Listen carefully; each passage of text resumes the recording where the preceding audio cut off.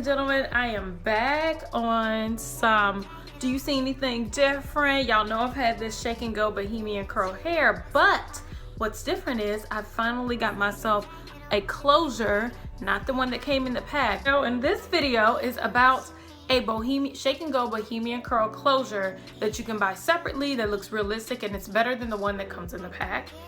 This closure is so bomb. It took me a little while to customize it. I don't even think I'm fully done, but this is what it looks like. I'm going to show you what it looks like right out the box, how I customize it, and just the process of customizing this closure, so you know what you're getting when you buy it.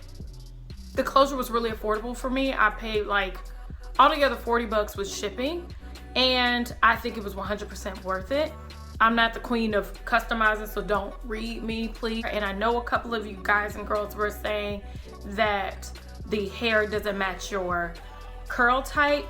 So if you get this closure, girl, you are all set up. And if you have any questions, leave them below, and let's get into the video. So right now I'm just detaching the closure that I had placed on there initially. It was a U-part closure that came in the pack of the Shake and Go Bohemian curl hair, but as you know, that closure is not my favorite, so I'm going to replace it with the Shake and Go Bohemian curl 4x4 closure. Now this closure comes straight, and as you can see, it's best for me to put it up in a bun so I can easily attach it without the hairs being tangled in. So I'm just pinning it down into the mannequin head.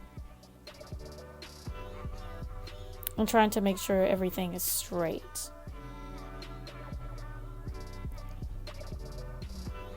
So once it's pinned down, it's time for me to start sewing the closure and the wig cap together. I'm just placing it to make sure everything's in the perfect spot so nothing is disjointed and everything's in line. So I'm just going to attach it from the corners. So I'll start up in the front of the U-part wig and just go through a couple of times to make sure I have a secure knot. And then just loop through the cap and through the lace, then around. Now the reason why this lace closure is a 4x4 and it fit onto a cap that had a 3x4 closure, because the closure that comes in the package, the pack in the bundle, is a lot smaller than this one. It's an inch smaller. The reason why it worked is because I had extra cap in the front from the wraparound I was doing. I guess it's hard to explain, but you know what I mean. Right here, I am making an elastic band. I did not have an elastic band on hand, but here's a trick. You can use one of those spandex caps and cut off the spandex and keep the band. Now this is a little bit more time consuming than most people would like, but I did it anyway. So I just fit it to my head and I cut off the excess band. I sew it down to the front of the cap. I don't like to sew it to my lace if I can avoid it, because I don't like it to stretch out too much. I'm sewing it to the very edge of the cap. That still creates tension and allows your closure to lay flat.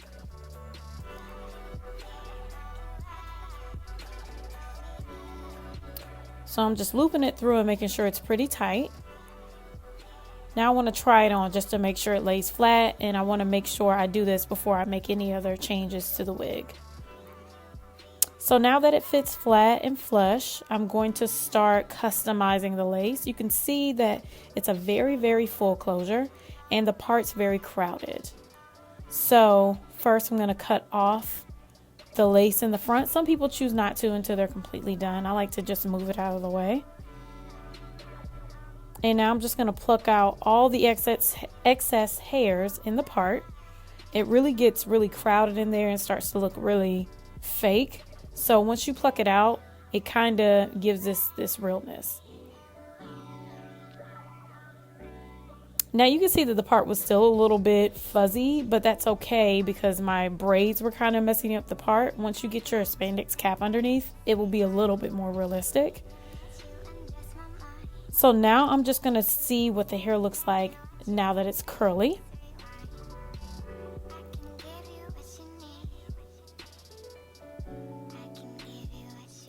So we're finger combing it just to make sure we get all of the water and conditioner through. Now this mixture in this bottle is just the Aussie Moist conditioner along with, look at this face, girl. That's my busy face, y'all. But that's the Aussie Moist conditioner mixed with water. And I'm finger combing it through. That face, honey, a mess. So this is my favorite coil comb detangler. I just spray that onto the hair as well to give it a little bit more moisture and comb it through. So I'm doing that through all the hair so all the curls are uniform.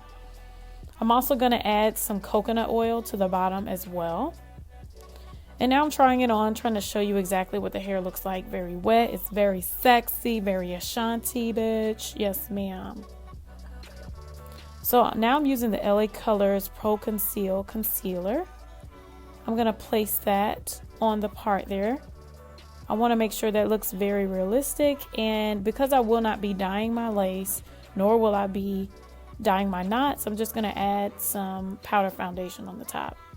So this is another day. I had some more time, so I was able to pluck another part. So this will be a 3-part closure. I'm having it done on both sides just in case I want to change the part. So I'm doing the same thing that I did before. I'm just basically plucking out all of the extra hairs in the part, and I'm plucking out the front just to make it look realistic. Now this takes a lot of time. It's better to just grab clumps and pull them out, but I didn't want to do that quite yet. So you just pluck out as much hairs as you can just to make it look realistic, and you can eyeball it. Some people like a thicker hairline. I like a okay hairline, somewhere in the middle. So I'm just continuing to pluck on the areas that are actually thin on my natural hairline. So this is a side part, and now I'm starting to do my little baby hair. So this takes some time. Cut as little hair as possible because you don't want no just little short hairs everywhere. So I'm just doing like tiny baby hairs in the area that you usually see baby hairs or breakage on someone's normal hairline. So you could just eyeball it and kind of fit it to your natural head shape. But I was just sitting here guessing, girl. I really didn't know. I was just trying my best.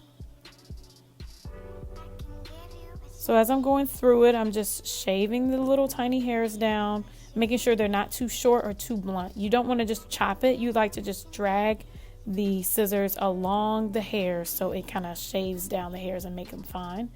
I'm using the Herbal Essences mousse. This mousse is about $3. It does get a little bit flaky, I found, but it still worked really well. Just don't use too much. I think I used too much mousse, but it was perfect for the hairstyle. But a little goes a long way. As you can see, I'm paying close attention to the hairline because I wanted that kind of streaky gel sort of hairline look. As you can see, some of the hairs are stuck together. So I continue to do that onto my baby hairs as well, so I can mold my baby hairs in the fashion that I would like. So I just played around a bit, moved them to the side, and started to use that old toothbrush. Everybody knows about the old toothbrush trick, girl. Just move the hairs around to see how you like it. And the way you set it is the way they will stay until you wash the hair or you move it around.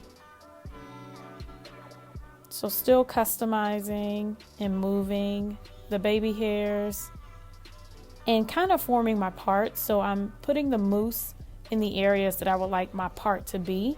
So when it's time for me to flip my hair over, I'll have some really, really nice distinct parts on each side. So now I'm just going to follow through and put it towards the ends to make the hair look more uniform. And I did start to notice that I do like the mousse at the ends of the hair because it makes the curls look more defined, and over time they'll fluff right back out. So I just lost my mind with the mousse. I probably went too far, but that was okay. But look at those curls. They are beautiful. And the curls and the closure match the hair perfectly, as they should, but the closure really was impressive once I actually got down to it.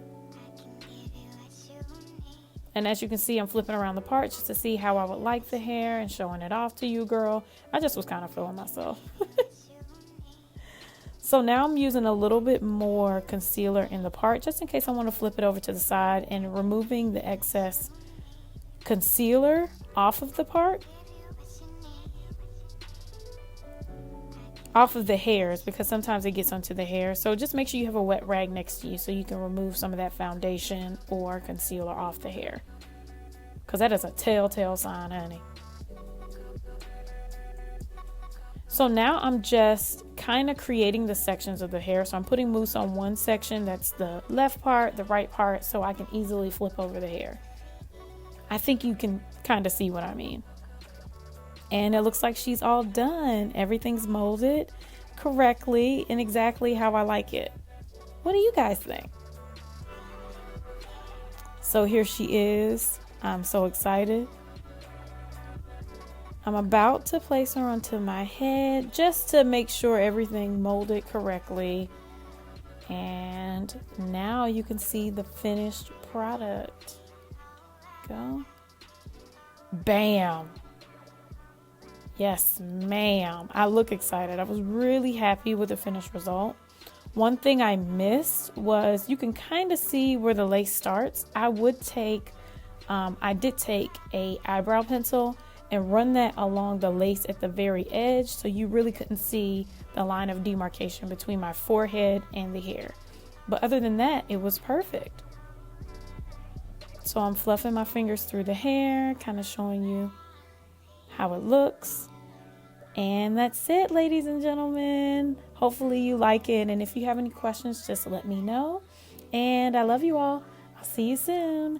Bye. Mwah.